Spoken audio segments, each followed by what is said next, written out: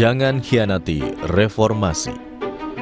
Usulan revisi Undang-Undang TNI yang memberi keleluasaan prajurit menempati posisi sipil bertolak belakang dengan semangat reformasi.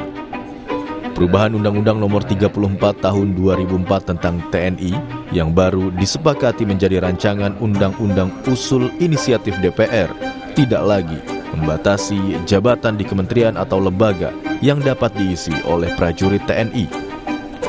Berdasarkan draft terbaru RUU TNI, ketentuan pasal 47 ayat 2 menyebut prajurit aktif dapat menduduki jabatan pada kantor yang membidangi koordinator bidang politik dan keamanan negara, pertahanan negara, sekretaris militer presiden, intelijen negara, sandi negara, lembaga ketahanan nasional, Dewan Pertahanan Nasional, Search and Rescue, Narkotika Nasional, dan Mahkamah Agung, serta kementerian lembaga lain yang membutuhkan tenaga dan keahlian prajurit aktif sesuai dengan kebijakan Presiden.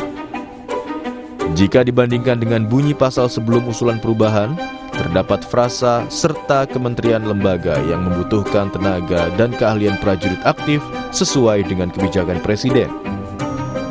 RUU TNI Inisiatif DPR juga mengatur penambahan usia masa dinas hingga 60 tahun bagi perwira dan 58 tahun bagi bintara dan tamtama.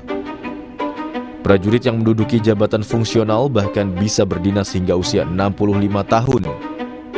Sejumlah aktivis masyarakat sipil dan pengamat militer mengingatkan, revisi Undang-Undang TNI kali ini menguatkan potensi kembalinya Dwi Fungsi ABRI.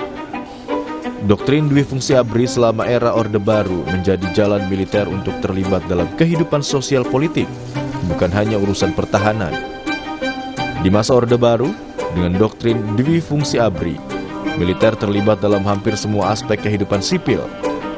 Dominasi militer dalam kehidupan sipil di masa itu mematikan demokrasi. Dwi Fungsi ABRI bahkan menjadi jalan bagi Soeharto melanggengkan kekuasaannya selama 32 tahun lewat hegemoni militer. Gerakan reformasi yang menumbangkan Soeharto, salah satu tuntutan utamanya adalah mencabut Dwi Fungsi ABRI dan meminta militer kembali ke barak, tidak terlibat dalam kehidupan sosial politik dan menduduki jabatan sipil. Memberikan kesempatan prajurit TNI aktif menduduki jabatan sipil dikhawatirkan mengganggu pembinaan aparatur sipil negara yang sudah berkarir dari bawah dan upaya reformasi birokrasi. Sementara penambahan masa usia dinas prajurit TNI bakal membebani anggaran negara. Bila masalahnya adalah banyak perwira TNI tak punya jabatan, solusinya tentu bukan memberikan mereka jabatan sipil, tetapi memperbaiki pola perekrutan dan pembinaan karir. RUU TNI Inisiatif DPR seperti membuka kembali jalan bagi militer ke kancah politik dan membuatnya tak lagi fokus dengan urusan pertahanan negara. DPR perlu mengingat lagi bahwa hasil perjuangan reformasi 1998 telah menjadikan Indonesia negara yang demokratis hingga saat ini, di mana DPR menjadi salah satu elemen penting di dalamnya.